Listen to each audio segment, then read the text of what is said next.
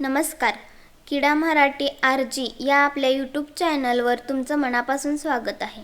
आज मी तुमच्यासाठी घेऊन आले आहे एक छोटीशी पण आयुष्याकडे पाहण्याचा दृष्टिकोन बदलणारी सुंदर कथा.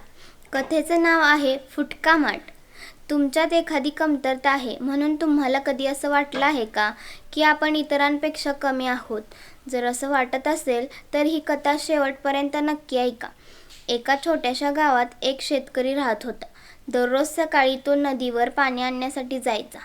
त्याच्याकडे 2 मातीचे माठ होते. तो दोन्ही माठ एका काठीच्या 2 टोकांना बांधायचा आणि ती काठी खांद्यावर घेऊन नदीवर जायचा.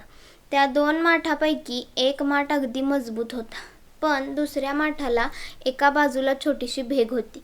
शेतकरी नदीतून दोन्ही माठ पाण्याने पूर्ण भरायचा, पण घरी पोहोचेपर्यंत फुटक्या माठातील अर्ध पाणी रस्त्यातच गळून जायचं. हे रोजच घडत होतं. मजबूत माठाला आपल्या कामाचा खूप अभिमान होता, पण फुटका माठ मात्र नेहमी दुःखी असायचा. एक दिवस त्याला राहवलं नाही. तो शेतकऱ्याला म्हणाला, "मालक, मला माफ करा." शेतकऱ्याने आश्चर्याने विचारलं, "माफी? पण कशासाठी?"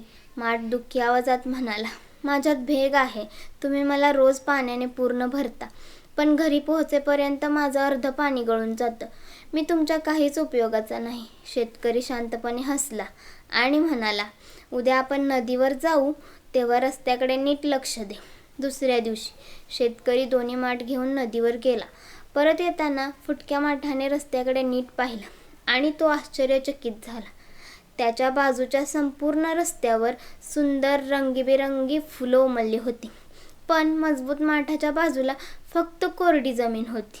शेतकरी हसून म्हणाला, "तुला ही सुंदर फुलं दिसत आहेत ना?" माठ म्हणाला, "हो मालक." शेतकरी म्हणाला, "मला तुझी भेग पहिल्यापासूनच माहीत होती, म्हणून मी तुझ्या बाजूच्या रस्त्यावर फुलांची बी पेरली होती. दररोज तुझ्यातून गळणारं पाणी या फुलांना मिळत राहील आणि आज बघ, याच फुलांमुळे माझं घर सुंदर दिसतं. देवाच्या पूजेसाठी सुद्धा मी हीच फुलं वापरतो." हे ऐकून फुटका माठ शांत झाला.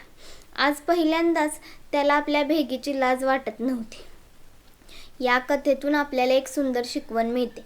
आपल्या प्रत्येकामध्ये काही ना काही कमतरता असते. कोणी बोलण्यात कमी असतं, कोणी अभ्यासात मागं असतं, तर कोणाला यश मिळायला थोडा जास्त वेळ लागतो. पण लक्षात ठेवा, तुमच्यात एखादी कमतरता आहे याचा अर्थ तुम्ही निरुपयोगी आहात असं अजिबात होत नाही. कधीकधी ज्या गोष्टीला आपण आपली सर्वात मोठी कमजोरी समजतो, तीच गोष्ट कुणाच्या तरी आयुष्यात सुंदर फूल फुलवत असते. म्हणून स्वतःची तुलना दुसऱ्याशी करू नका आणि स्वतःला कधी कमी समजू नका, कारण प्रत्येक व्यक्तीची किंमत वेगळी असते. आणि लक्षात ठेवा, फुटका माठ सुद्धा योग्य हातात असेल तर रस्ताभर सुंदर फूल फुलवू शकतो. ही सुंदर कथा तुम्हाला आवडली असेल तर व्हिडिओला लाईक नक्की करा आणि अशाच सुंदर मराठी बोधकथा ऐकण्यासाठी आपल्या किडा मराठी RG या यूट्यूब चॅनलला सबस्क्राईब करा. पुन्हा भेटूया एका नवीन आणि सुंदर कथेसोबत. धन्यवाद.